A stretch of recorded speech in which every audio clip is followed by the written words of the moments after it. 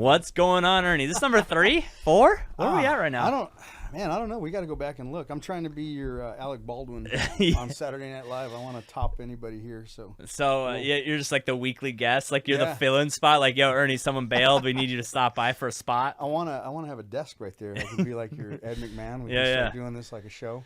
Dude, hopefully one day. I think, I actually want to do that today. Well, I'm going to have Sienna do it, our new editor. Not date it, but like number them. Yeah. I want to know what numbers I'm at. Because people always ask me, how many podcasts you done? I have no idea.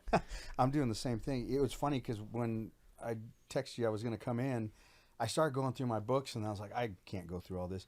But I think John and I were doing the math. I think this year, 2023, I'm going to be coming up on 35,000 hours of lesson time. Really? So since 2000. Damn. And I figured I was doing more back then. I said, but I was averaging about 50 weeks a year, about 30 hours. I don't know if my math is right. Yeah. That's not my strong suit. But 20 years, 30 times 50, that's a lot. And I start going back and Googling, how many hours do you have to put in to get a master's degree?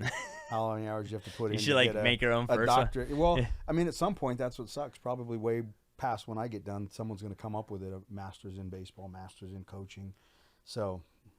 I remember when I was at RCC, filling some space while I was in the minor leagues. I took a refereeing class. Yeah. It was one credit. Yeah. And it was the football team, and the football coach ran it. Yeah. And everyone got an A. And it was Monday nights, and I went to the guy. I was like, "Hey, I got to umpire high school baseball Monday nights." He's like, or on Mondays. He's like, "All right, if you don't make it, then I'll just give you an A." Yeah. This show is sponsored by Resilient Real Estate Group, powered by EXP. So, you're thinking about buying and selling soon? Yes, we know you probably know a realtor, your mom's best friend's cousin's neighbor, puts her face on the local shopping cart. But you know what? Our friends at Resilient Real Estate Group have helped hundreds of thousands of people sell houses over the years, and they definitely know what they're doing based on their 5-star review on Google and Zillow. So, it doesn't matter if you're looking to buy a $1 million house or a fixer-upper, make sure the next time you're thinking about buying and selling real estate, you give our friends a call over at Resilient Real Estate Group. And now we're back to the show. So, you obviously know way more about this than I do. Yeah. No, that's honestly the same thing. I was thinking about that too because I took some classes at CBU. They have the adult night classes, or they were geared at the time. I don't know if they still have them, but they have your hours, and then they find the program that you want to run, and they give you all the classes. And there was a couple of coaching philosophy classes. It was 3 or 4 books. 2 of them I'd already read, so I figured I was great. And I talked to the instructor at the time, and I said, do I really need to come in on these? I said, I can take these things that you need me to write papers on, send them to you today. I go, I probably have them already written just in my notes and things. Yeah. And he says, no, that's fine. And so I sent it in, and a couple of sessions through, he says, if you come in and you want to jump up and talk about something. That's the guy would always ask me questions like, "Hey, what do you think about this?" Like when it came to how do you get into this? How do you umpire? How do you do it? And I'm like, dude, how's this rule work? And I'm like, what are we doing here, dude? Yeah. You're getting paid. Let me give you my A and let me go home. Well, that was a funny thing too, because a lot of it was how to go about getting a job in coaching. And I said, well, that's not how I did it, but that's another way to go about it, I guess. But it's just funny how that eventually I think will get some kind of accreditation. Same thing with real estate. Yeah. I mean, it's sales. They have sales classes. They have. I got my master's in sales, master's in podcasting. Yeah. I'm gonna make like Adrian. Let's put a fake master in podcasting. Well, they give you. Isn't that the YouTube thing that you get? The plaque. The gold plaque or the silver plaque for 100,000. Yeah. It's funny. I actually had my old baseball coach in here on Monday, and just funny how he got into it. It was like he was actually a track star in college, and he went to North, and he wanted to do track. He knew baseball, but he wanted to do track, obviously. Right. And the track coach never called him. So then, I don't know his first name, Kennedy. Okay. Adam Kennedy's dad was the coach at the time. And he's like, hey, do you want to come coach baseball for us? He's like, yeah, sure. Yeah. Like, that's how. Yeah. And who was it? Coach Janes, Keith Janes. Oh, Keith Janes. Okay. Yeah. I was trying to think of the coaches that I knew before that were there, but was that at North? Yeah, North. Yeah. That was when Adam was a junior. So, I mean, Adam has to be what now in his He played in the big leagues in 2002 was his second year in the big leagues or his first year.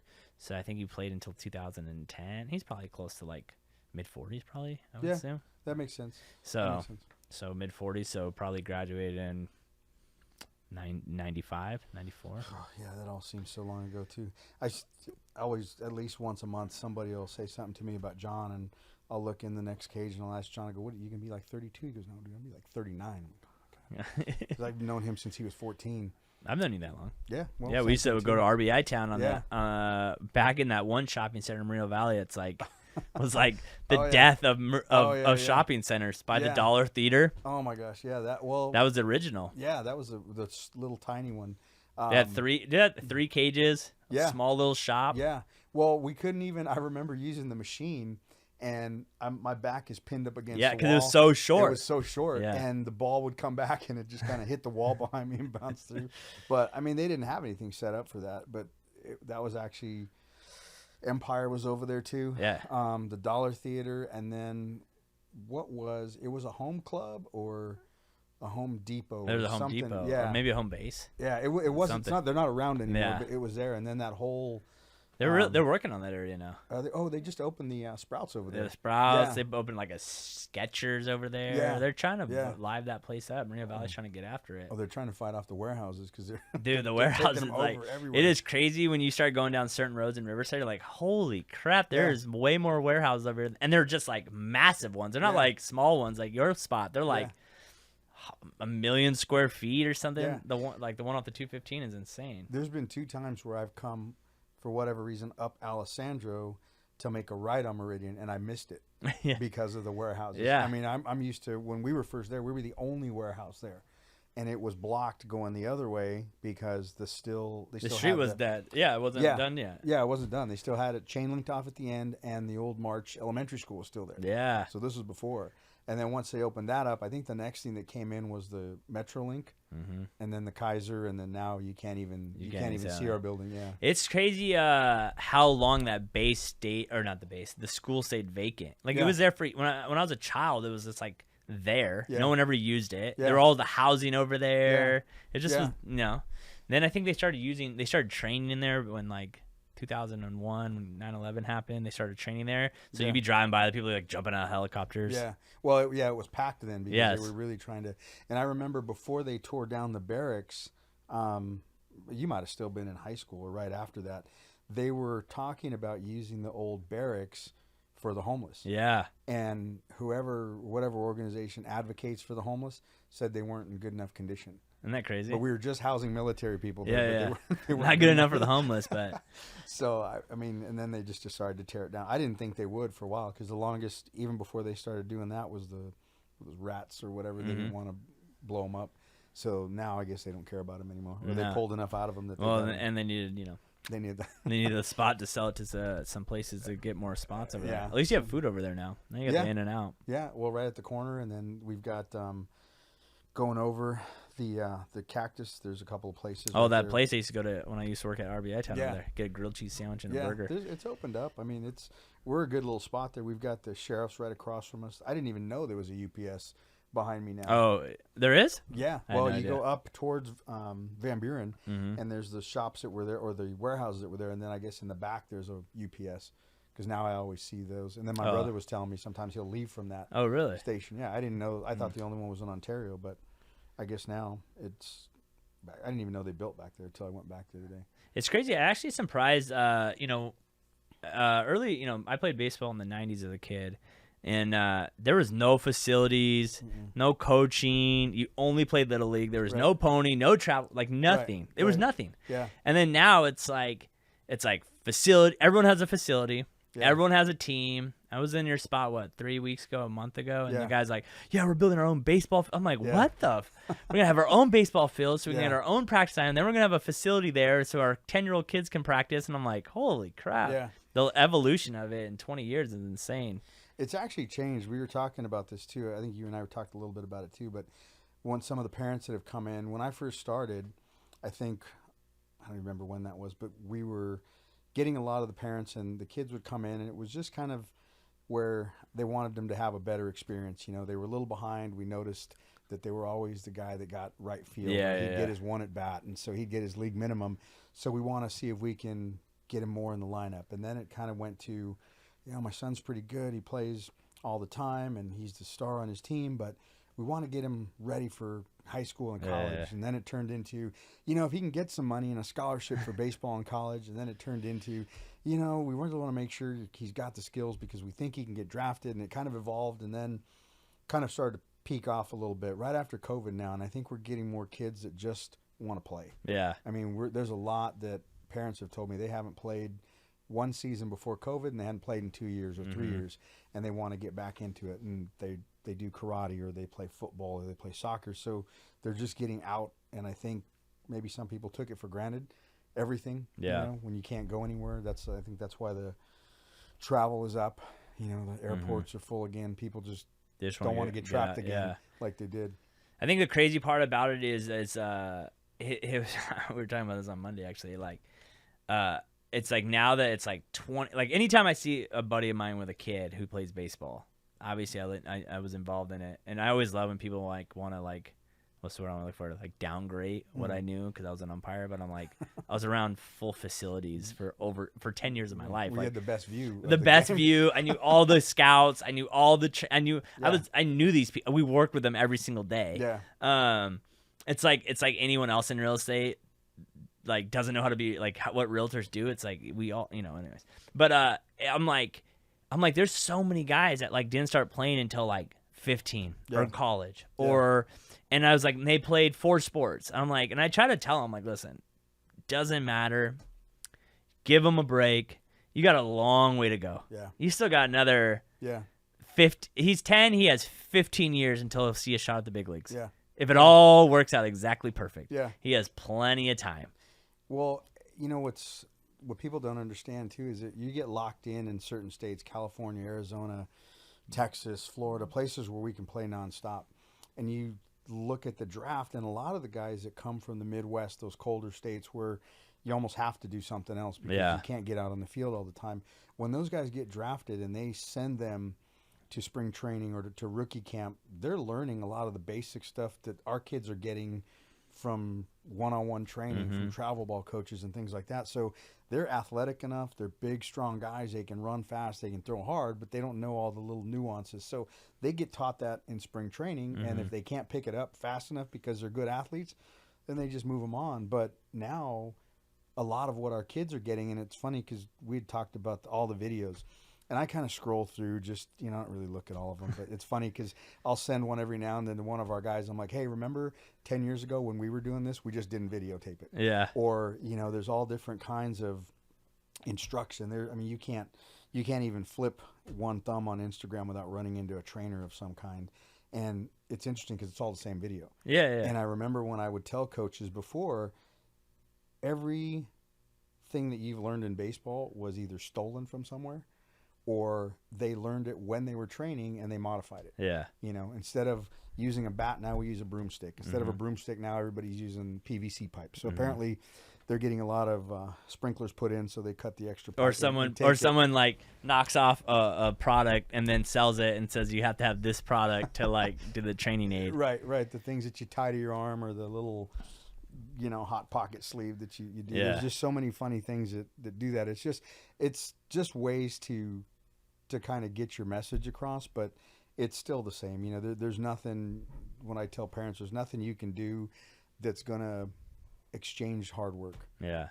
It's just like when you go to the gym, everybody wants to look a certain way, but they want to go home and still eat pizza and donuts and then go to it doesn't work. I know.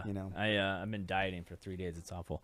I think too, it's like something I actually, one of my coaches, or I don't pay for him, but I've heard him speak, and he's part of their organization, is like, he always says, he's like, my job is just to say something that you already know in a way that you actually understand it.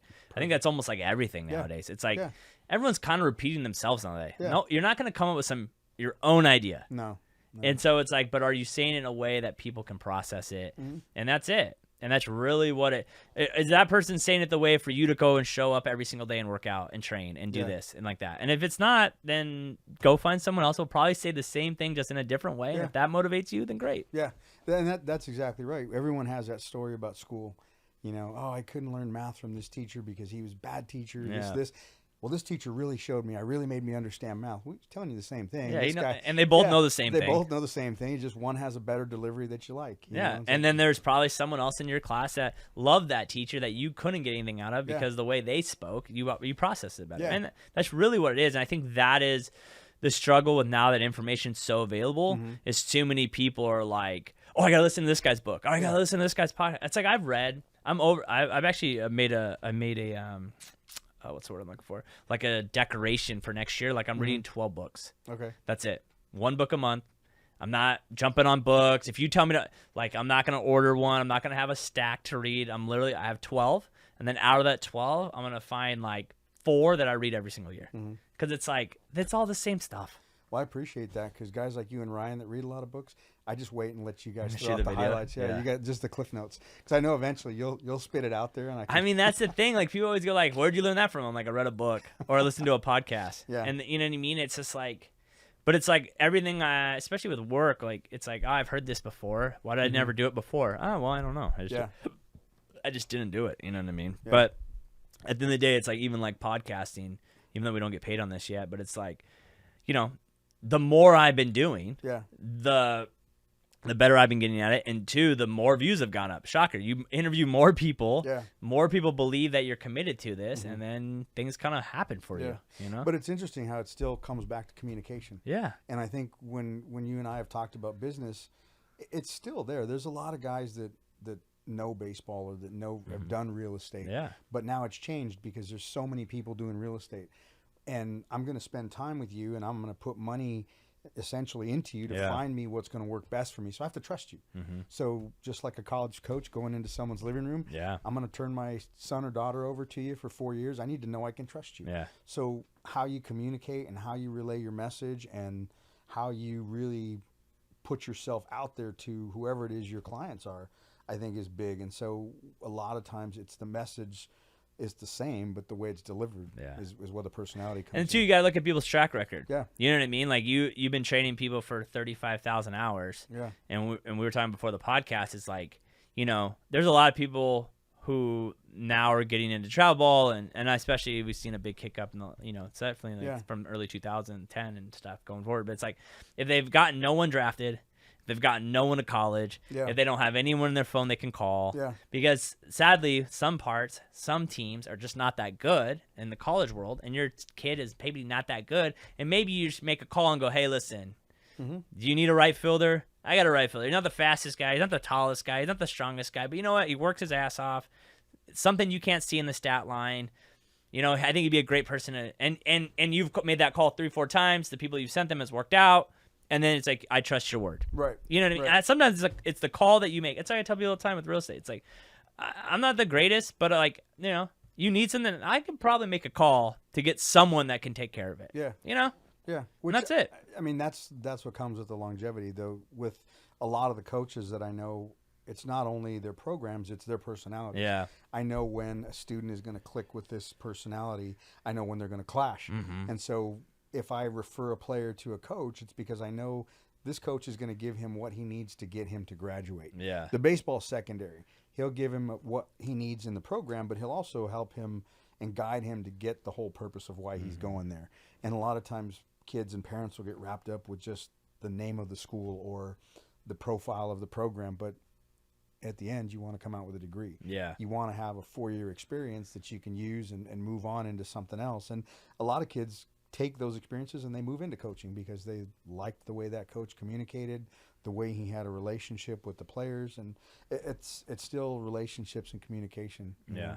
I haven't figured out a way to get around that, but that's probably the best thing. And all of the guys that we have there that do training for us all have that same demeanor. I mean, you've been there enough. We don't have anybody that yells and screams. We don't have anybody that cusses at kids. And that's the thing that people, that is probably the biggest misunderstanding that 90%, I would say more than 95% of the people in the youth sports don't get.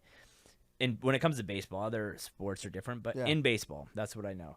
When you get to the professional level, no one yells at anyone. Yeah. I hope everyone realizes that. No manager is going to yell at you.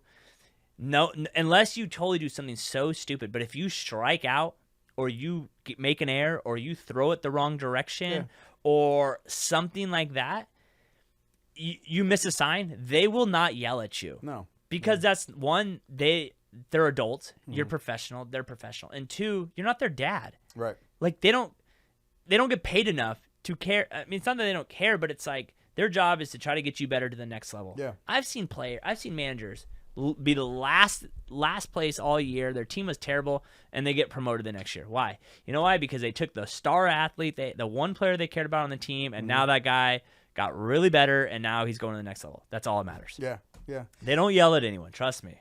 Well, and I think part of it, too, is because if you've done any type of coaching or from our end, youth development or even just people, you know, if you're in a job environment and you blow a sale and you go up and you start pounding on the desk and yelling, how soon before they check out and they're not listening to you? You know I can't waste no time, because I got to keep it tight.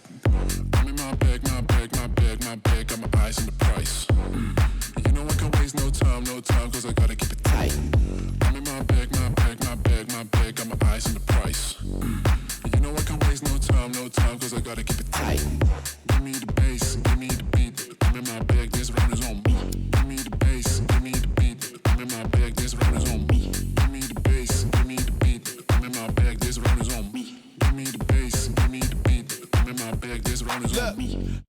And then sad part is a lot of them, what you also get is the dynamic has shifted where that person you're yelling at makes more money than you probably. Yeah. Or is more important to the organization than you. Than you are, yeah. And I think that is why I think that college, especially college, I'll never umpire college because I was at a college the other day. I'm not going to say the name because it's somewhere close to us. And this guy was like yelling at players. And I was like, and I said something. I said, the only reason that guy yells at those players because the school cares more about him than the player. Mm-hmm. But in professional baseball, the organizations care more about the players than the coaches. Oh, absolutely. And that's the difference. Yeah. The dynamic when you get to a bigger level is shifted. Yeah. Like you notice when in the big leagues, the players never get blamed. Like the Yankees, they're stacked. No one ever says they don't show up in the playoffs and they can't hit. It's always what's the manager doing? Yeah. What's the coaching staff doing? What's the GM doing? Right. The players will never be blamed. Right. Because they have $300 million into someone. Right. So they piss that person off, and then they're checked out for 10 years, and it's like, I'm getting paid. Yeah. Middle finger to you. Well, and then take that down to the lower levels, you know, high school and lower. They're not out there to try to piss you off as a coach. Yeah. And it's not their intention. You know, that ball's not coming to me, and I go, man, I really want to screw my coach right now. Yeah. He put me ninth, so I'm going to let that ball go between my legs. Yeah. It doesn't happen that way. And then most of the time, if you've been around adolescents enough or you've been around younger kids and you realize that that's not going to work, you can scream at them and yell at them as much as you want. It's just going to make it worse. And that's your option if I'm a travel ball coach or something like that. That's my third baseman. That's my catcher. So now I got him over here crying. Now he's over here looking in the stands. Now I got to ask him to go back there. You think it's going to get better or worse? Well, and two, you're also expecting the ability that from a youth, say even, let's go 18 and younger, you're expecting a kid who doesn't even have their body grown yet. They're still awkward. Yeah. They're growing on a regular basis. So they're a little bit taller. You know what I mean? Things are always shifting with them, and you're expecting them to have the best hand-eye coordination ever. Right. They're gonna make mistakes. Right. Like, get used to it. Right. I don't process. And then two, if you're that person, it's like, why do you want to be angry every time? You know what I mean? Like, why do you want to go to your travel ball tournament every single weekend and be pissed off the whole time? Right. Right. Because I used to umpire little league or youth on the travel ball on the weekends because minor league baseball pays you nothing, and I would tell coach that all the time. Like, your parents might allow you to yell at their kids. You ain't gonna yell at me. Yeah. Just so you know. Yeah. And I would start because you start knowing the guys. I'd be like, you can yell at them as all you want. You can yell at your fans. You can yell at your parents. You can yell at you can yell at the coaches. You can yell at the other team. I don't really care. You start yelling at me, we're gonna have a problem. Yeah. Because now we don't, and they don't. They're like shocked that like, what are you talking about? They don't know how to process it. Yeah. I was like, dude, I'm getting yelled at more in a 12-year-old game than I did in a freaking AAA playoff game the week before. Yeah, and it's interesting that still works a lot of times for guys. They feel like that works anyway, and it doesn't. And I mean, you have kids that come in and you don't really understand that for them when you say tournament or you say tryout, the magnitude for them goes up. Yeah, it goes up to World Series. Yeah. Right? And so they boot that ground ball, then the whole day's gone. Yeah. And I figured this out a lot when I was coaching at high school because you talk to the kids a lot more in high school, and there's so many other factors that come in between the ages of 12 and 18. there's so many things I think on the outside that reflect in on them. When you're in high school, it's, if your girlfriend just dumped you, then it's a bad day. And, or the girl he likes in the stands, and you're like, I just booted this ball. I just booted this ball. She's like, who are you here to play? See, no one. Mm-hmm. Yeah. Or I'd have one time I had a kid that I think he had a line drive and shortstop caught it first at bat, and he comes by and kind of hanging his head, and I had asked him, I say, hey, good job scoring that ball. Yeah. And he's like, well, no, I can't go for 4 for 4.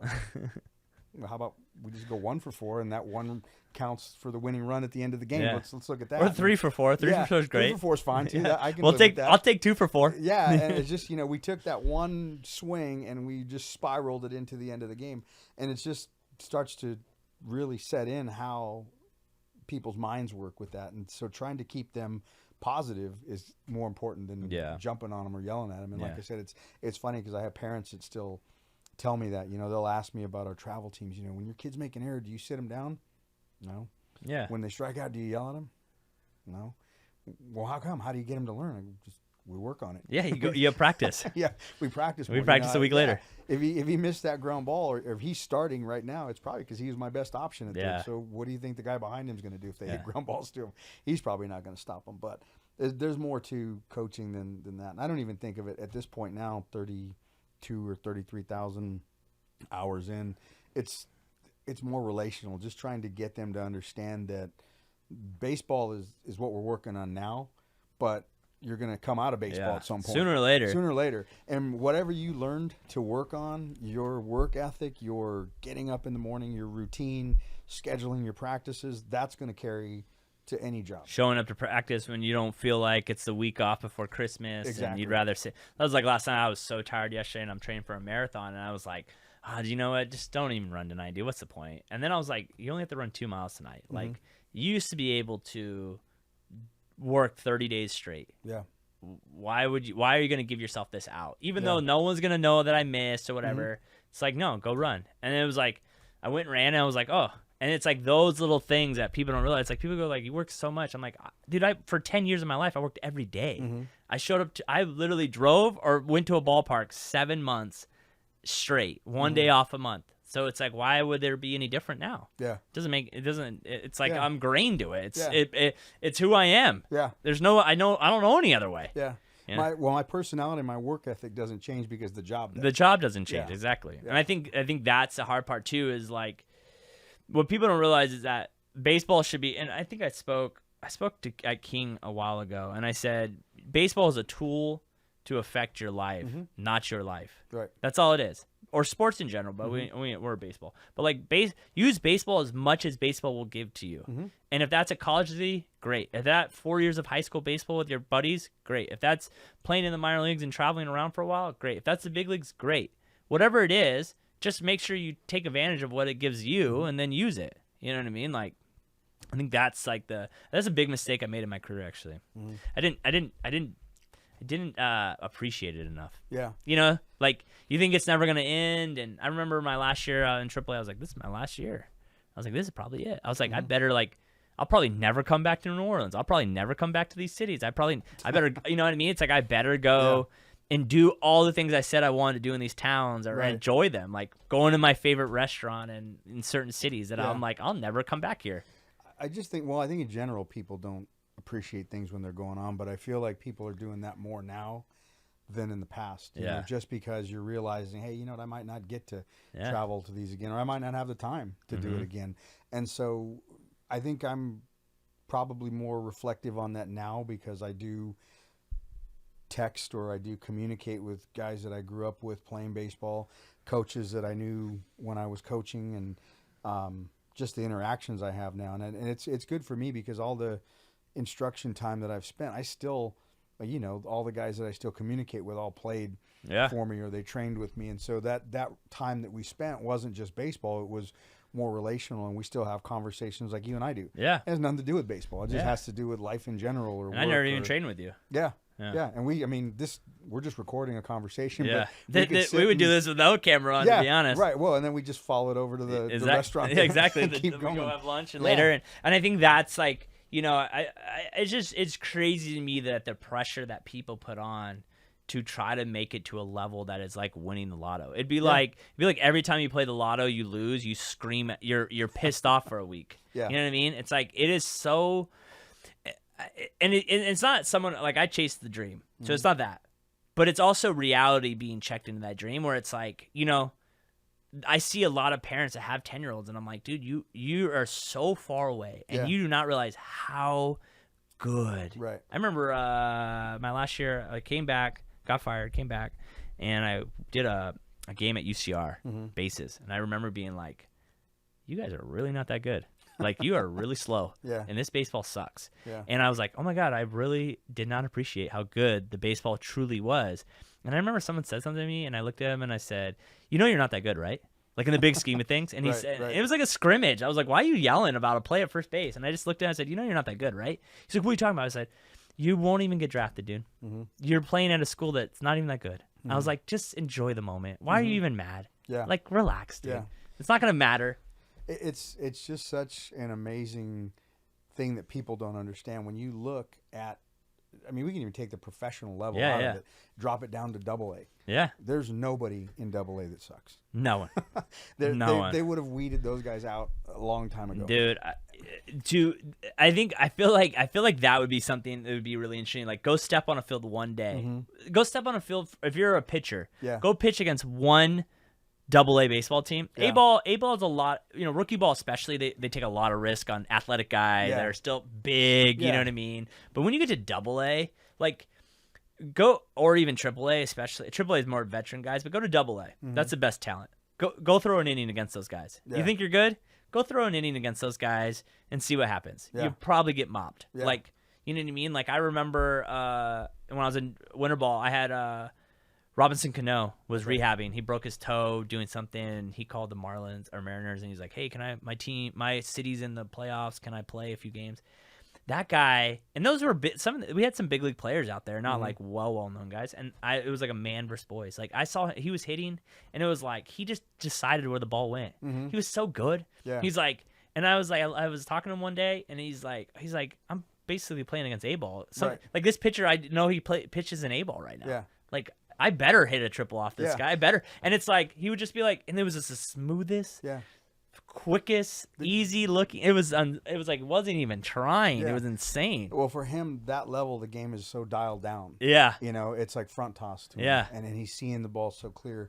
And you remember that show? It used to be on, I don't know how long ago, but it was Pros versus Joes. Yeah. Yeah, and they'd have these, and those were retired NFL dudes, guys, and he'd or mop track them. guys or whatever. Yeah. Yeah, and there was always these guys that were in great shape, these gym guys that were always running, always in shape, and they would still good. You know, be able to get by them, or they'd run by them on a route for receiving, or, you know, just these. There's videos now. I think I can't remember which different players will do things like that. There's a AA pitcher, and he'll have a guy in a batting That's cage. And you know throw who's been to doing that a lot is I mean obviously this podcast's not that big, but is Bauer.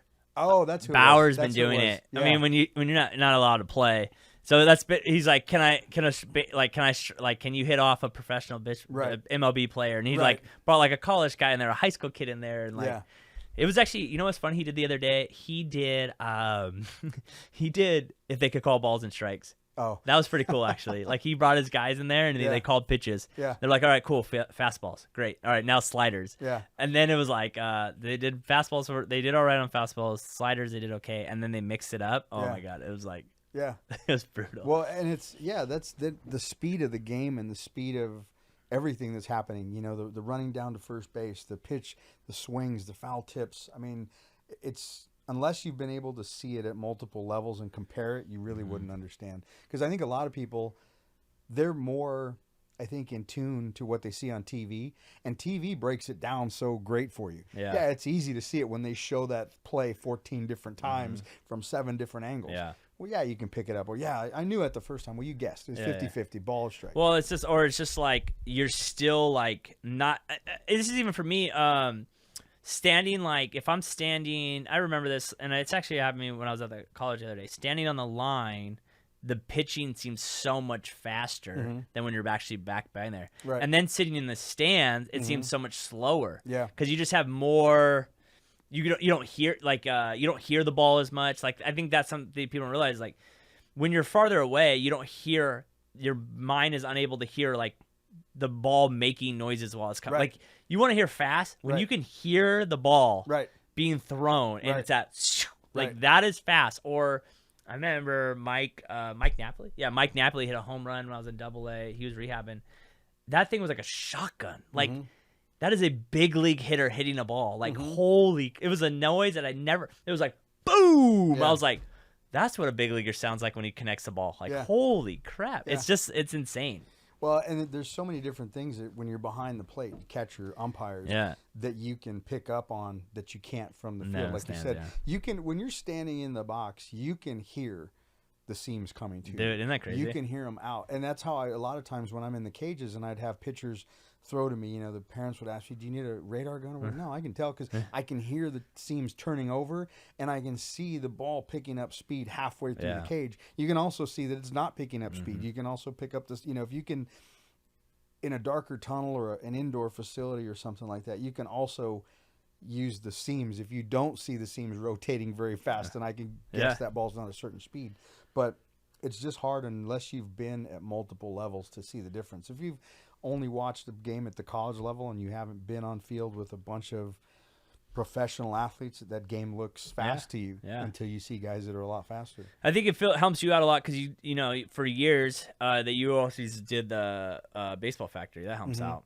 Even like that, like even a baseball factory game is you can tell the difference. You got a group of dudes that are all top of their level, like you know what I mean. I think that's the thing too. It's like if you want to compete or see how good you are, you got to be playing in those. Yeah, well, I remember one year.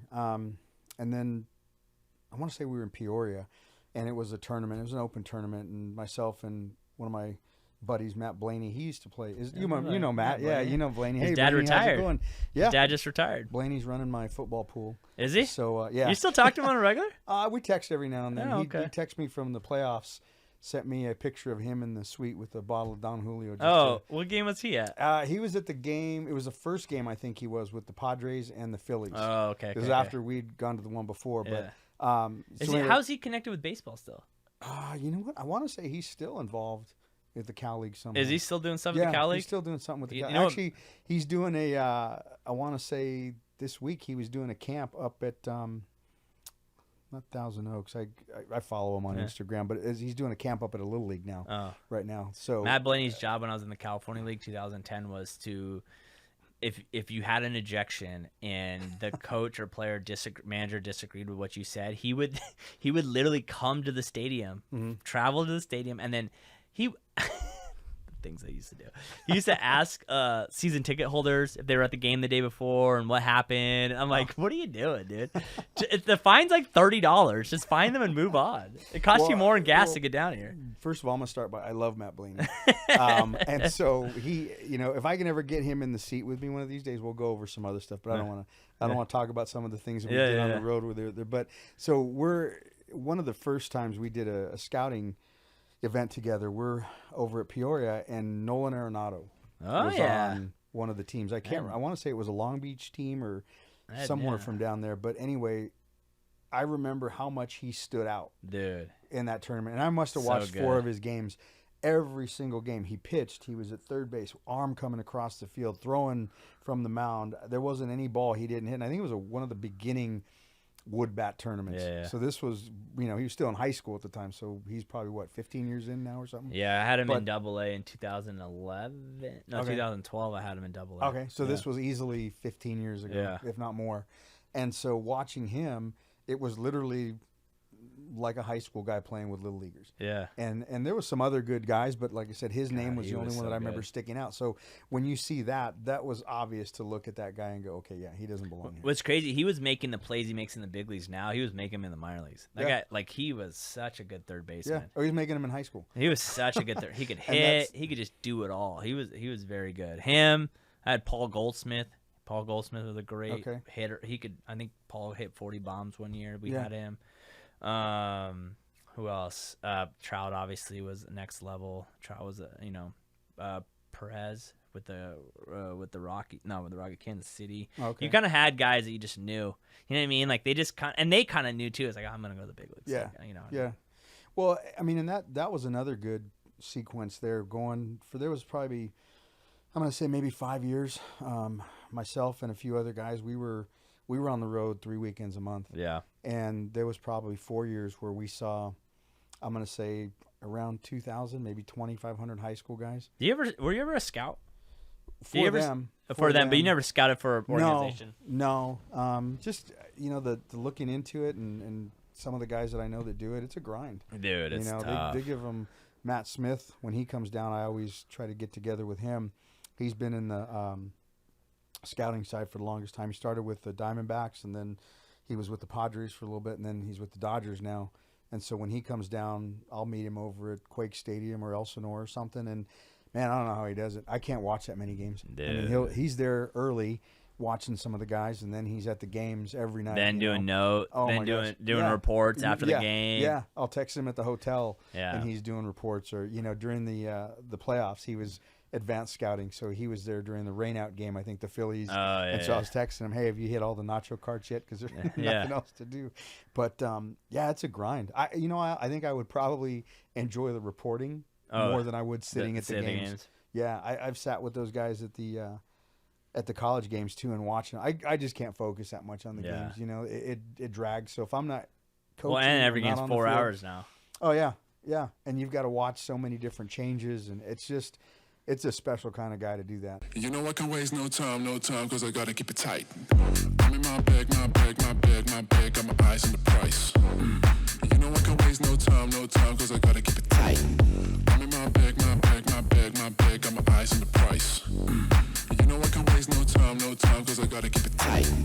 Give me the bass, give me the beat. I'm in my bag, this round is on me. Give me the bass, give me the beat. I'm in my bag, this round is on me. Give me the bass, give me the beat. I'm in my bag, this round is on me. Give me the bass, give me the beat. I'm in my bag, this round is on me. Yeah, it's. I guess you're hoping you find the next Hall of Famer. I guess is your MO that you found that person. But like, I think I got there was talks after I got released from baseball, like, oh, you go be like a minor league umpire evaluator, and I was like, I just don't think I'd want to. Like, because I remember I would see them. Like, they would come into our locker room. There was one guy, his name's Spags. He would come in the locker room.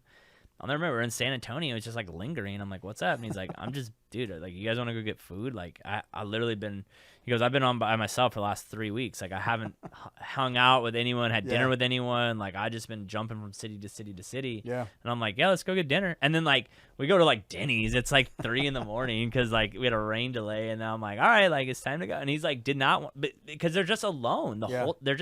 They're on the road by themselves. Yeah. They eat lunch by themselves. They go back to the hotel by themselves. Like, and they're just, it's a lonely job. Yeah. No, thank you. Well, and that, I think I got the best part of it because the baseball factory was one of the bigger services. And they're still big. Yeah, they still do. They still do a lot of different things. And again, that part's changed, because there's so many different avenues for kids to be seen now. But, when we were traveling, it was always a group. So like you said, being alone. And so we'd fly out together. We'd meet up in Connectons. And then whenever we get to the town, we'd go and study. Yeah. But we would, we'd have fun as a group doing that. And so for me, what was nice was I got to see a fair share of kids that were, top 25 draft picks or top 100 college prospects. And so you got to see the highest level, but then you also got to see those kids that just, I like baseball, I'm going to come out and try out. Yeah. So you really had a good measuring stick of your top to bottom. And so I was able to translate that when I'd come back and I'm working with players, because you've seen, look at this guy is one of your best high school players that I've seen, and this is what he does. This is everything he's able to do. You probably don't run like him, throw like him, but this is what it needs to look like. Yeah. And so if you're a college scout or a college coach, you have an eye test that baseball is. Granted, a lot of times it works against guys, tall, short, wide, whatever. But going back to what we talked about with you, umpire having one of the best views, if something looks wonky. Yeah. And every now and then there's a pitcher that because he's kind of funky with his delivery, it works. Yeah. But not for everybody. No. I mean, we always knew, like I always knew who was good and not good. Yeah. You know what I mean? I always knew the guys that were barely hanging on. Yeah. There were spot fillers. I think that's the other thing too. I remember I was in Dayton, Ohio in A-ball, Midwest League. And I remember it was the Reds organization was in Dayton. I don't remember who the other manager was. And I remember him saying, like, I got one player. I was like, I can do anything with any player on here but our shortstop. Mm-hmm. Our shortstop is our number one prospect in our organization or whatever. He has to hit third. Yeah. He has to get Wednesdays off, and he has to. And if it ever starts raining, he doesn't step on the field. Right. Everyone else, I can do whatever I want, and that's the thing that you don't realize. A lot of guys are just spot fillers. Right. Right. Because you gotta have, that's why I think why MLB kind of got rid of like 2 or 3 leagues, because I think teams were like, dude, we're so flooded with players that we know are not going to go anywhere, and we're paying for them, but we need to fill the Pioneer League in A-ball. Right. You know what I mean? It's like I think they're just finally starting to realize like I think COVID did teach them that, like, we don't need all these minor league. We don't need all these minor league cities. We can literally keep them at the facility, watch them on film. It's all stats now, anyways. It doesn't even matter. Yeah. Well, and it's, I think the more they get pushed to have to pay these guys in health insurance. Oh yeah, now like that, they lost that lawsuit. They lost Yeah. that lawsuit. Now you have to get paid minimum wage, at least minimum wage, and that, or whatever it is, and those kind of things, and like.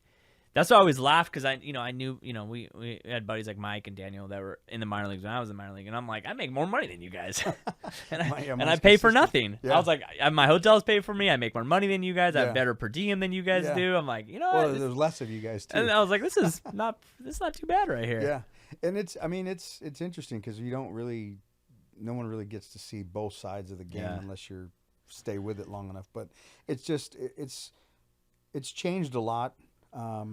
For everything, even the training and even the way guys are developed. And I get parents will ask me sometimes about now, because of YouTube and Instagram and all these videos. And of course, last year, whoever it was that worked with Aaron Judge, of course, that guy's now he's the guru. And I thought, well, I remember he's only 6'7". Yeah. Well, I remember a couple years ago, it was Cody Bellinger's. Oh yeah. His hitting guy was all over the place. Look how that turned out. Yeah. How did he just get $18 million? With the Cubs. Did you see it was it Tucker that made that comment about someone it? wrote a comment like, I should, no, it wasn't Kyle Tucker. Yeah. And he's like, I should have hit 220 with blank amount of strikeouts and bank amount of home runs, and I would have got $18 million. Yeah.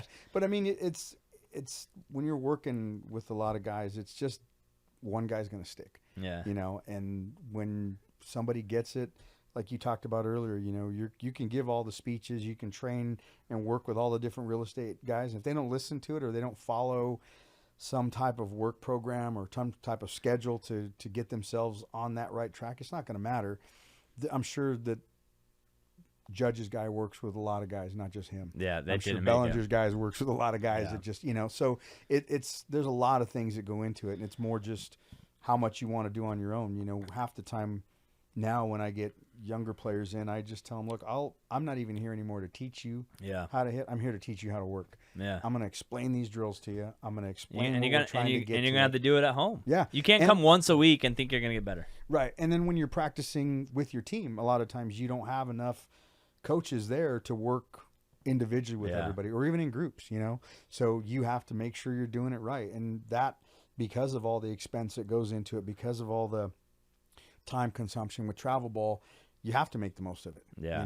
Your parents are taking time to take you to practice. They're leaving work early. They're missing work to go to these games. Now there's a lot more responsibility on those younger kids than there was before. So I think that's what's changed. And I think sometimes it's tough because you get some of the kids in there and you still see that squirreliness in them, and they'd rather play video games. For sure. I think the thing too is like it doesn't matter how bad you want it for your kids, they're gonna have to also really want it. Like I knew guys that, everything perfect, first round draft pick, whatever, and then they went in the minor leagues and they're like, this sucks. I don't really want to do this. Like I don't love the game enough to put through another 5 years of that. And we saw it in the umpiring world too. Like guys would get in, and a year later they're quitting. I'm like, why'd you quit? Like, I'm just not meant for the road, dude. Like I don't like being gone this much. I don't like traveling. I don't like living in hotels.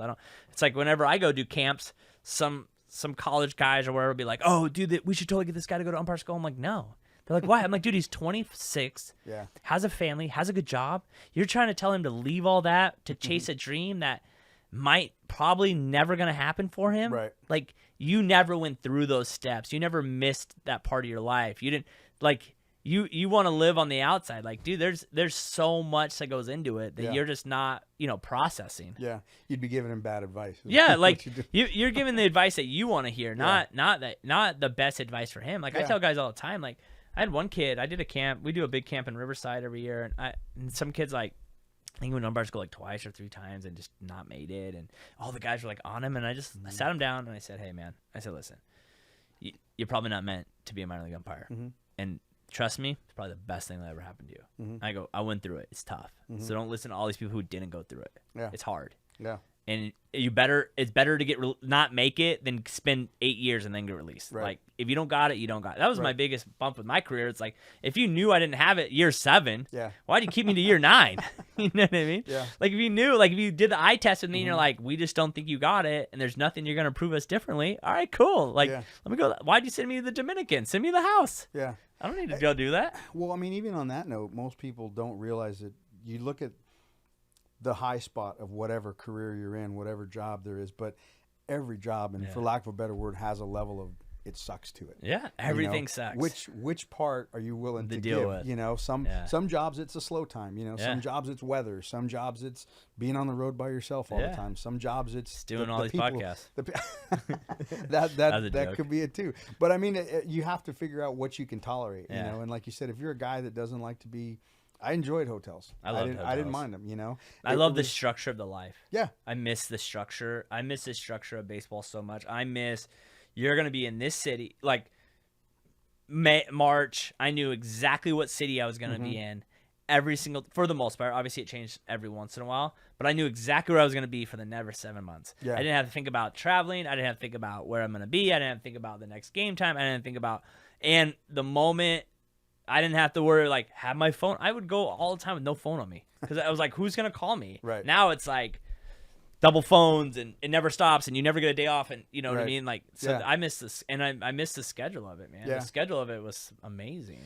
Yeah, the road stuff was good with the scouting. It was fun. I think it was more, and you could probably get all those guys in here the same thing. And once it stopped and they were splitting us up more, and Freakonomics, we were 2 guys to and we weren't traveling as much, and you lost that part of it, and that fun part. It was a lot lot like playing because we were all former players and coaches, and so when you're sitting at the table talking, we're all talking shop. I love talking shop, dude. Yeah, and everybody understands it. And everyone understands it. You can say something, and the other thing I miss about baseball, no one took anything personal. Right. We just got hired.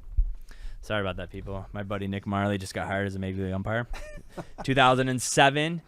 How many years is that? Well, it's 13. 14 years. Yeah, going on 14. It's a pretty good run either way. 14 years.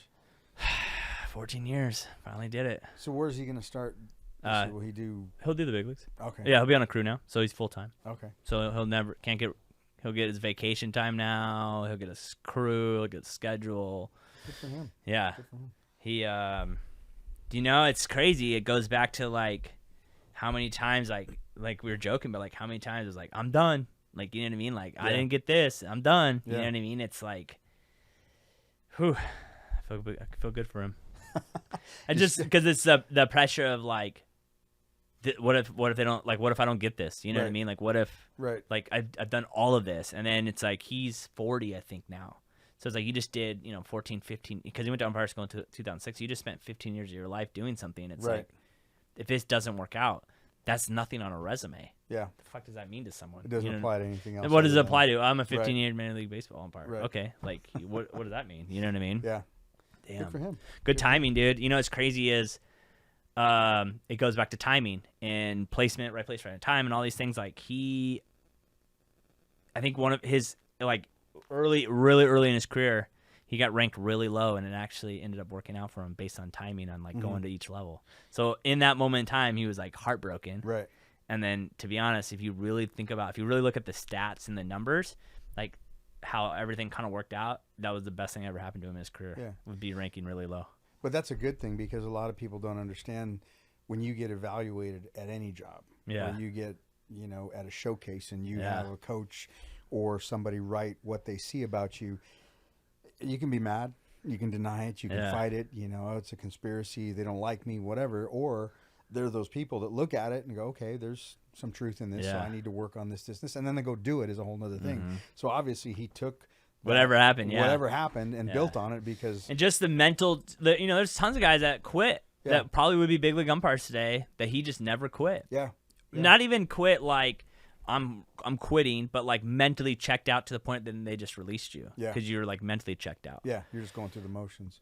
Man, thank God he's been calling me like the last 3 weeks. Like, have you heard anything? I'm like, who do I know?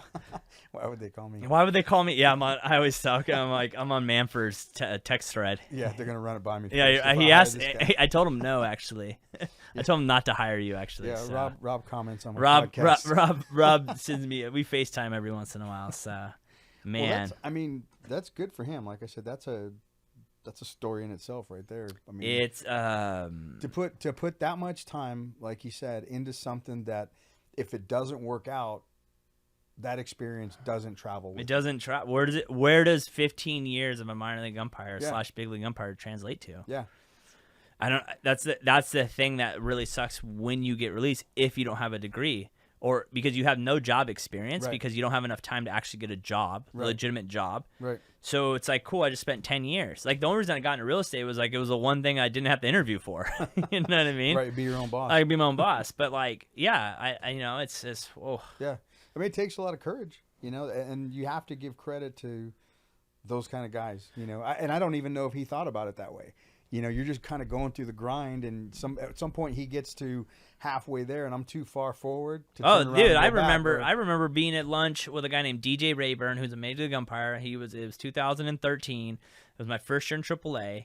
He'd been going up and down for like 10 years in AAA, and so when people are like, oh, you got to AAA, you're so close. Okay, like he spent 9 years in AAA, so it's like, you know what I mean, And I remember, I was in Colorado Springs, and I was sitting across from him at Firehouse Subs, and he's like, dude, what am I going to do? He's like, I have 2 kids, I have a wife, I can't quit. Yeah. But I only got 40 games this year. Right. I'm done. Like, I'm not going to ever be a big league umpire. And then a month and a half later, replay comes out, they hire eight new guys, he gets a job. You know what I mean? If that never happened, he never gets a job. Yeah, had he quit. If he would have quit. Yeah. That's crazy. I mean, again, that's persistence, and that's having that, I guess, betting on yourself. Betting on yourself, not having a plan B, maybe. Like, that's always an argument, like, how to plan A, how to plan B. Yeah. I was going to ask you earlier in the podcast, like, 32,000, 35,000 hours of, like, what is it, like, how did you keep doing it? I guess everyone has something. Because you also do other things, so it's not like your own thing. And you know what, I feel like I've been able to piggyback the two together. Yeah. In the mornings for the last few years, I've worked special ed for different school districts. And even when I was doing that back when I was coaching, it was at the high school level. And so I would go from the classroom to the field, and you just kind of learn to appreciate the two different levels of person that you're dealing with. And then when you keep doing it, you kind of learn to work on different things about yourself. And I actually think that being able to work with some of the students that don't have that same opportunity physically, or makes you slow you down a little bit. It slows you down and makes you appreciate what you're doing.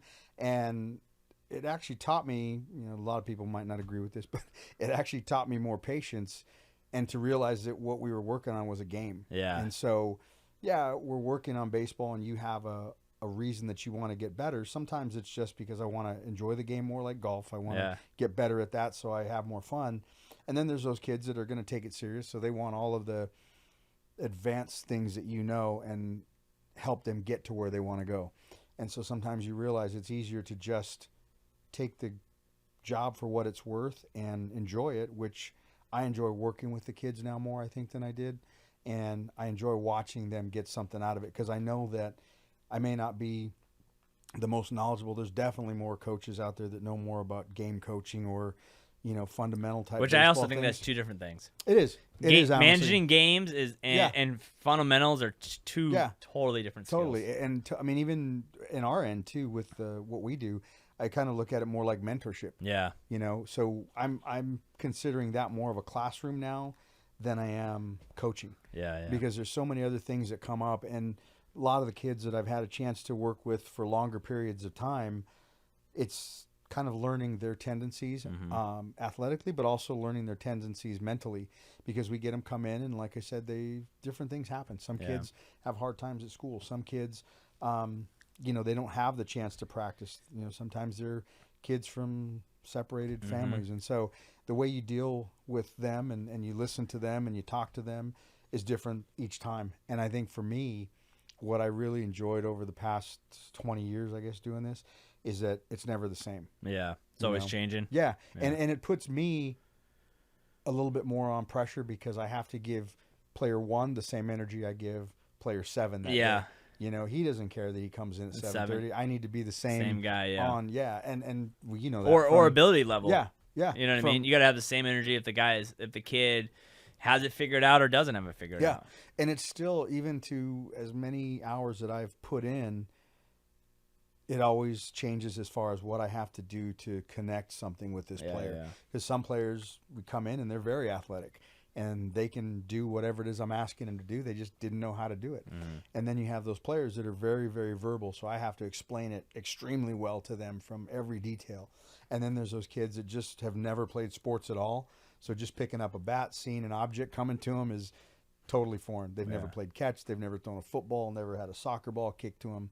So you have to kind of create that experience so they understand what it is we're trying to do. So I think that keeps me on my toes, because I get bored real easy sometimes.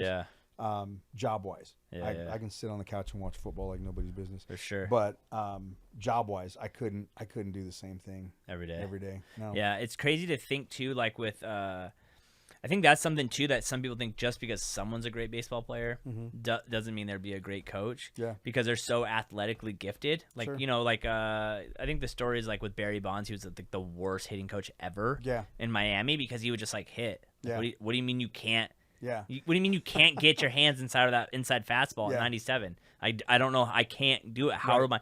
Just do it. And I think that's also the other thing too, is like, just because someone is great at it or super athletic, it's almost better not to be with that person. Because if your kid is not super athletic, this person does not know how to explain it in a way that a non-athletic kid does. You know what I mean? Yeah. I mean, some of your best coaches at the professional level, even the college level too, they were players that weren't that good. They had to struggle. Right? They had to spend a lot of time working on their craft because they couldn't just do it naturally. Or they have to outthink the game. Yeah. You know, they just couldn't, you know, especially pitchers. It's like if you throw 90 or if you throw 102, like you can get up there and gas people, you know. I think that's kind of what happened with Chapman. Like Chapman used to just gas everyone. Now he has to actually think because he's a little bit slower because of the game. It's got, I mean, 102 is not even that much anymore. It's crazy to think that, but it's like you can't just gas. You're just not going to gas everyone now. Like you better start thinking about what you're throwing. Very few people are going to out physical. Everybody. You know, and the longer you play in anything sports wise, you're going to always run into someone that's a better athlete. Someone that's stronger, someone that's smarter because they study the game more. And heaven forbid you got a guy that's a great athlete and he likes to learn. Dude, then that's a next level player. You're not going to beat those guys. But that part of it, I think, is, for me anyway, I always enjoyed doing that. And then what's funny is the more that you start to connect with those players, they become more baseball players mentally. So they start getting involved in the game. They start asking about the games the night before, or they start watching different things. So then you can share more information with them. And I think for me, it's more, I enjoy passing the game on to guys because I mean, I want everybody to watch it. You know? And if you've never watched baseball, or you talk to someone and you say, hey, did you watch the game? Oh, baseball's so boring. Okay. It's going to be tough to sell you on it because it is. If you don't know what you're looking at, you know, same way if I watch a soccer match, I wouldn't know what I'm watching. You know, so if you can get them to see the little things that you enjoy about the game, then they start looking at, oh yeah, you know what, I did see that guy on deck. Or I did see that guy warming up in there. You know, I was watching him do the bands or throw the heavy ball, or, you know, because that kind of lends you to that. Or the kids that have never gone to spring training, or they go to a, you know, even a You know I can waste no time, because I gotta keep it tight. I'm in my bag, got my eyes on the price. You know I can waste no time, because I gotta keep it tight. I'm in my bag, got my eyes on the price. You know I can waste no time, because I gotta keep it tight. Give me the bass, give me the beat. I'm in my bag, this round is on me. Give me the bass, give me the beat. I'm in my bag, this round is on me. Give me the bass, give me the beat. I'm in my bag, this round is on me. Give me the bass, give me the beat. I'm in my bag, this round is on me. You You can go in the backfield and you can see all the little things they do to get ready. And, exactly. You know what I mean? Like pitchers throwing with strings in spring training. Like that's something that if you're mostly, I mean, I don't know, I don't know college level, but like that's something that I would always see, and guys would always what that is. Like kids would always be like, what are they doing? It's like that's like the strike zone. They have to throw there. Like that's their automatic strike zone right there. Like and they just do strings on the bullpens all the way across. And guys are throwing, and there's 6 guys throwing in the tunnel, and it is what it is. Yeah, and the catchers are working on everything else too. They're not just sitting back there being targets. But it's hard until younger players see that. They just see the finished product on the Angel game or the Dodger game or whatever game they're watching. And that's why they make it look so easy, because they've done it. Oh, they've done it 100 times. That's the thing too. Like what people don't get is like by the time they get there, they don't even really practice that much. Like when I was in the Texas League, it was so hot. Guys would be like, we don't do on field before the game, and we don't hit on field, and we don't do fielding. Yeah. If my guys want to hit in the tunnel, they hit in the tunnel inside. That's it. You know what I mean? And so it's like you better know what you're doing, because you're not getting any practice during the season. Yeah. Unless you go out and get it yourself. Like it's a crazy story about Adam Kennedy when he had that Game 7 in the ALCS, whatever the round is, before the World Series, and he went 3 for 3 home runs, 3 for 3, won the MVP, whatever. He's like, he told me the story once. He's like, I felt awful before that game. My BP was terrible. The cage work was terrible. He's like, I thought I was going to strike out 3 times in a row that game, and then I go 3 for 3 with 3 home runs. Like he goes, maybe it was that I just took all the pressure off of me and going like, I feel like crap. Right. Like we're just going to go up there and battle, and it worked out. You know what I mean? So anyways. Well, it's just something that I think in general from sports, there's different things that you can take away from it, and you're not going to remember the winning and losing. No. You know, talking to I can't remember all my ejections, to be honest. I had a handful. That's the crazy part too. Things I think I would never have forgotten. Yeah. I try to go back and remember, what year did I work with that guy? Where were we at? When did this happen? Like you truly do forget. Like you do not remember any of it. It was funny. I was going to ask you this too. There was one time in a high school game, I had an umpire try to restrict me to the dugout. Oh, yeah. And I told him he wasn't going to put me on a timeout. Either throw me out or let's not talk about this anymore. I can't. And he still wouldn't. I can't do that stuff. That's the other thing too. It's like the game is so different on the lower level. It's like I can't. I would literally blow my brains out. It's not the game that I learned. Yeah. Like it's not I never worked college baseball or high school. I just went straight to minor league baseball. Like it's the only game I know. Like I there's no way I could change the way I do my thing. It's just not worth it for me. Yeah. It's awful. I think for me anymore, what was hard even coaching before was I get too wrapped up in what everyone else is doing and not focusing on, like you said, it's 2 totally different things to be a game type manager or to be a coach. I always enjoyed coaching more because I liked working on the things that needed to be improved. Trying to manipulate the score and little things like that was always in second in my priorities. Like who are we bringing in, and you know, it's crazy because I always love, and this sounds terrible, I always love when managers like overthink their bullpen and then it blows up in their face. Right. Oh, we got to go righty versus righty. Oh, we got to go lefty with lefty. It's like what happened in the World Series? Yeah, the World Series, and no, not the World Series. It was the first round with Seattle and Houston this year, and Seattle brought this guy in and and then the dude hit the biggest bomb ever off from him. It's like all these stats and all these things and and overthinking the situation. You take some dude that just got 2 straight outs, 2 strikeouts, and you have to go lefty versus lefty. Dude hits a bomb, walk off, game over. Game's over. Yeah, it's just a lot. And then even now, you know, when we did have our teams up and running, and because you're not doing teams anymore, really, right? I have a group of parents that run a team, and then we may or may not do the high school team in the summer. It's just, you know, when I used to do the high school team, I would try to get into tournaments and things where they didn't really bother me about the lineup and this and that. I'm like, I just want to see if the pitcher can pitch, the catcher can catch, and my hitters can hit. And if we go 2 and out, we're good. Yeah, that's it. You know, let's just do it in a timely manner. Fashion. You know, with the training and stuff, I rely on them to come back. Or even now, what's great, every parent videotapes. Oh, yeah. Every parent videotapes. So I get the tapes, and I can kind of pre-plan for when I see them on Monday or Tuesday. You know, oh, here we go. I can cut it up, and I can send it back to them. Look, this is what we were talking about the other day. So you don't have to rely on a lot of other things now. Yeah, there's really no need for me to be there. And then, like you talked about at the beginning, when you get to the higher levels, the coaches don't yell at the kids anymore. They just sit there. Yeah, we'll talk about it in practice. We'll deal with it in the cages on Monday. So that's the best part now. I like that the parents are are there anyway. So Yeah. videotape it. You know, I spend a lot of time teaching parents, look, don't send me chain link. Yeah. Line it up in there. You can get a great picture. You know, that's $1,000 phone. You got to be able to get some pretty good quality. But, you know, that's easy to work with too. And it helps a lot because I can do that. Now, if I get a new parent that will message me about getting lessons, that's the first thing I ask them. Do you have any video? Yeah. Or some kids have YouTube of them playing their last game practice, whatever. Yes or no. If you do have it, great. Send it. I want to do a little homework. Yeah. Saves me a little bit of time from having to see it. Do it in person. Yeah. Do you talk to your boy Brian a lot?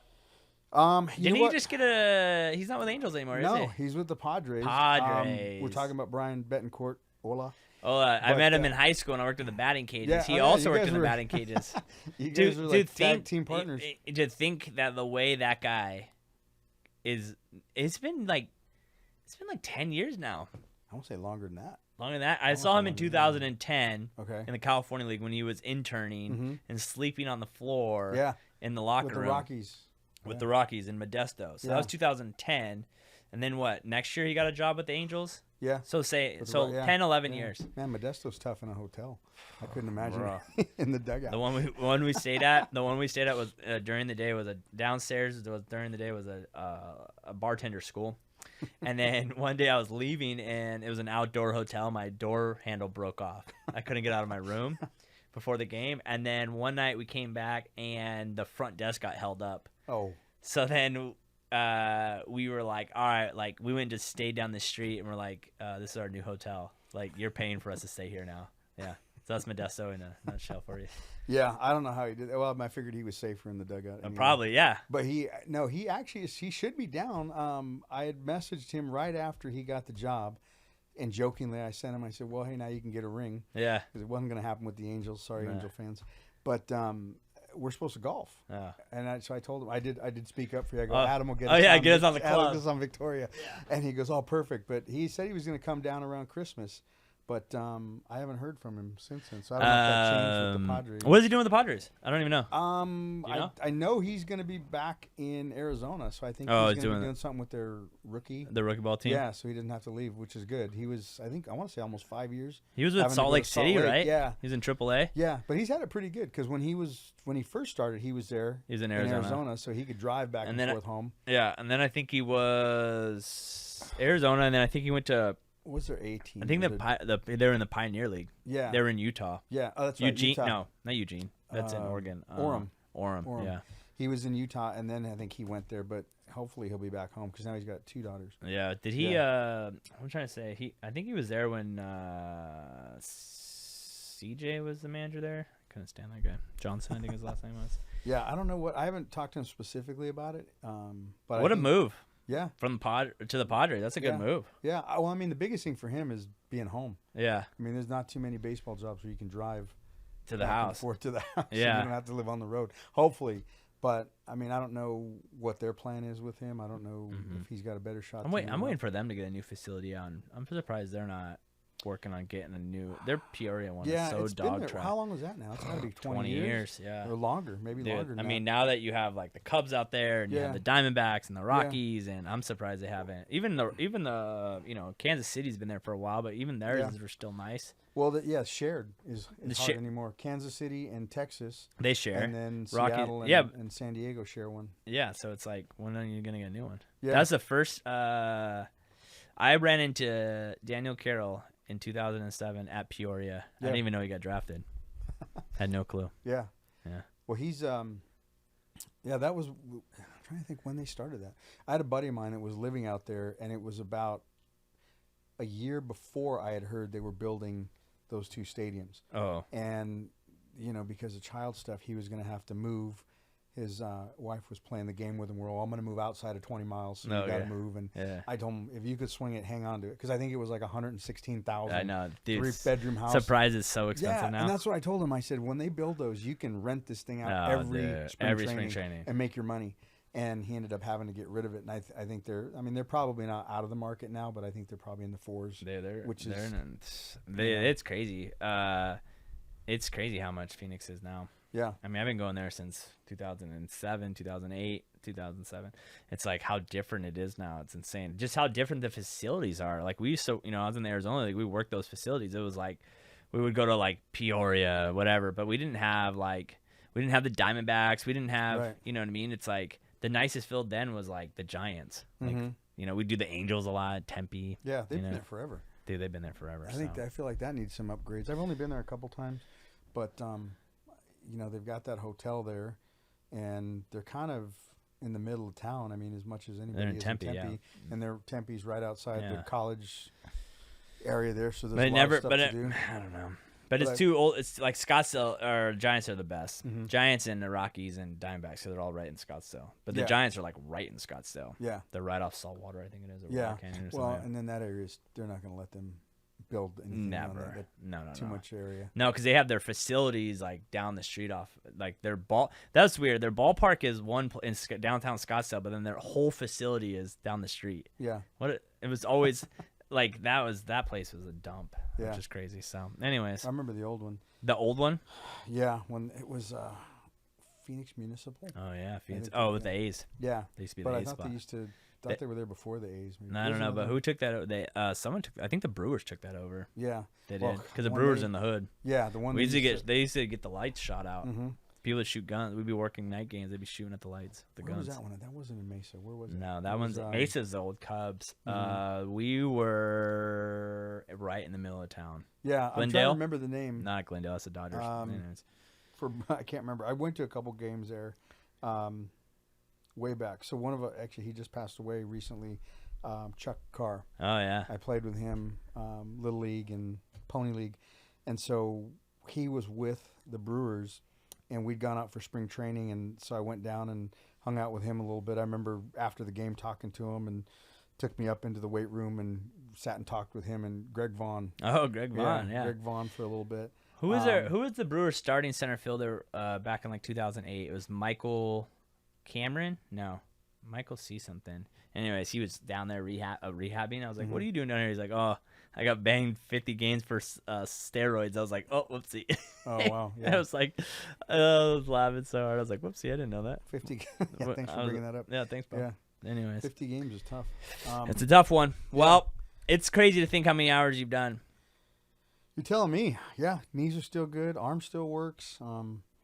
It's good. I'm glad that we got a lot of new guys in there now. We're getting a lot of younger players, which is great. Same location. Owners have been good to us, and like I said, we still get quite a few return players now. Yeah. I mean, I'm starting to get grandkids. Yeah. You know, now, which is kind of cool.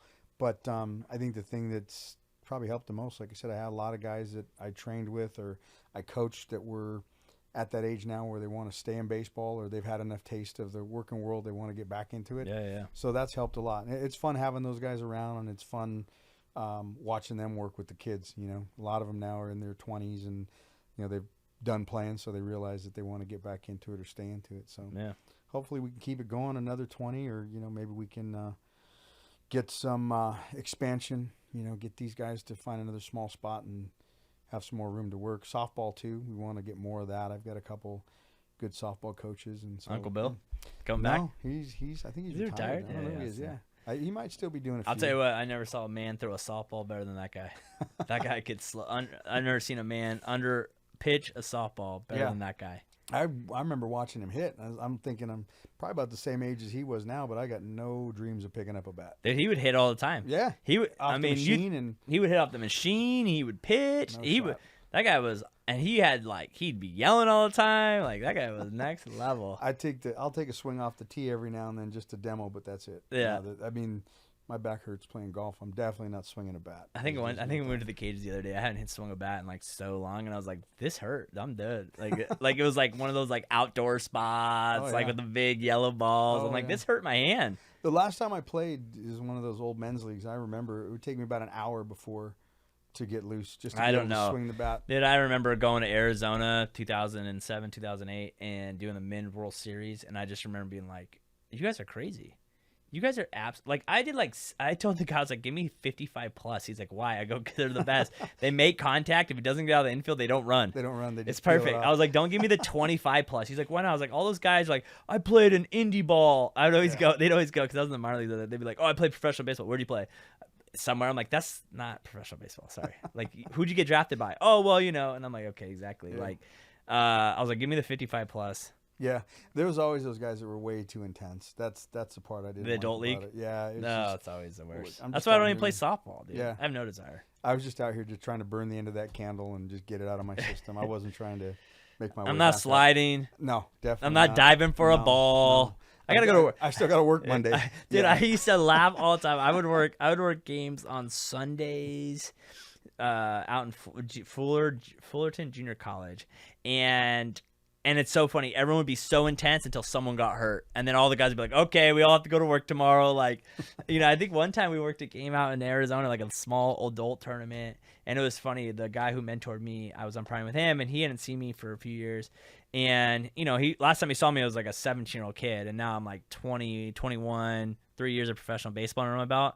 Not even the first game in, I run someone. And I'm just like, you get. And he was like, what just happened here? I was like, we don't put up with that stuff now. He's like, oh, I was like, you tell me someone, I got him. Like, He was like, oh, all right. Like the difference of level. And he's like, dude, he's like the intensity and like how quickly you handle. I'm like, dude. You just get better. You have 150 games a year. You have to get better. That's how it works. So. Well, hey, before we sign off, I Yes. want to say something quick Yes. here today. Coming in, one of my friends and actually someone that was really influential in my coaching part passed away. I don't know if you're familiar with the Doyle brothers. No. Brian, Denny, Blake. Well, so going back to the 70, I want to say it was a 78 World Series. Brian Doyle was playing for the Yankees. Okay. And so he and his brothers, Denny, who played in the 75 World Series with the Red Sox, and Blake, who was coaching with the Rockies, and he was with the Orioles, but he played behind Brooks Robinson and those kind of guys, so it was tough for him to Yeah, you crack never the got lineup. time. So they ran a baseball academy, and Denny, who was the senior brother, just passed away. I want to believe it was last night or maybe this morning. Oh, And so wow. I had texted the family. And so he gave me my first start way back in Baseball America. You remember the magazine, I the newspaper? remember, yeah. I had seen an ad in there, and they were looking for coaches. And I thought, well, that's cool. I can get paid to coach baseball. And so I go out to Arizona, and he was there, and his brothers, Brian and Blake, and they were running the academy. And so they took you through the program, and we had to kind of try out as far as send in a video and kind of show. So it was the origins of the baseball academies. And so I got to spend a lot of time with him and listening to the stories that they would have about the World Series. And so I remember watching the 75 World Series when Denny was in there. And so when I saw that he passed away today, I was just kind of thinking back and knew I was coming in to talk to you. Yeah. And so 35,000 hours later, but working his camps, I learned a lot from those guys as far as not necessarily the baseball part, because that wasn't their main focus, but their main focus and the emphasis that they gave to us as coaches was how you treated the kids. Yeah.